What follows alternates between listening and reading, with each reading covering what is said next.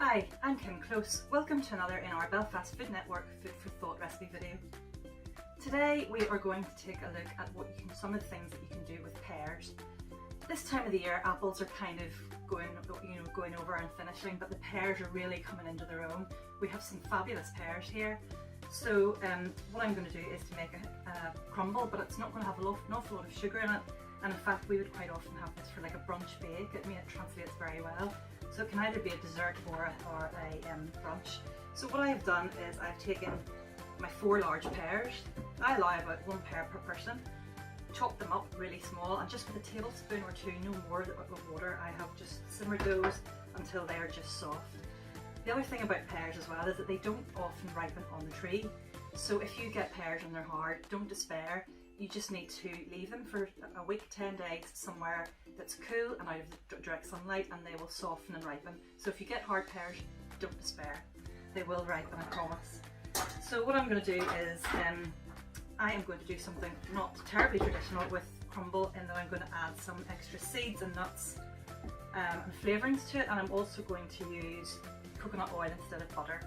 I have picked, to go with pears because it goes really well together, walnuts, and I sort of thought as well ginger goes with pears really well. So for a little extra sweetness, because we're not adding a lot of sugar to this dish, I have chopped up really fine just about 4 little cubes of crystallised ginger. These are optional and you can leave them out. Next thing I'm going to add are some small pumpkin seeds, or sunflower seeds should I say. They'll just add a little nutty crunch and bite, and together with the oats and the walnuts, lots and lots of nutrition and fibre in all of these things. Oats contain a very special kind of fibre called beta-glucans, which are worth a bit of a mention because research has shown that they help to keep us full longer, it slows our digestion down, helps reduce cholesterol. We're going to add these to the oats, and then we are going to stir round to coat with coconut oil, and then we're going to finish with just a sprinkle of demerara sugar.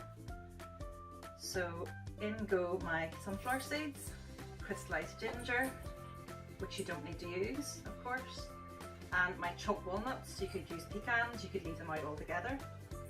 And that is really it. It's not a complicated recipe at all. I have some coconut oil is solid at room temperature, so you just need to melt it either in the microwave or over a bowl with some hot water in a pot as a bain-marie. And all I'm going to do is drizzle my coconut oil over my crumble topping and stir well to coat the oats. It doesn't look at first as if the coconut oil will go round, but it just takes a little minute. Just be patient until all the oats are glossy and coated with the coconut oil. That's nearly ready now. So all I'm going to do is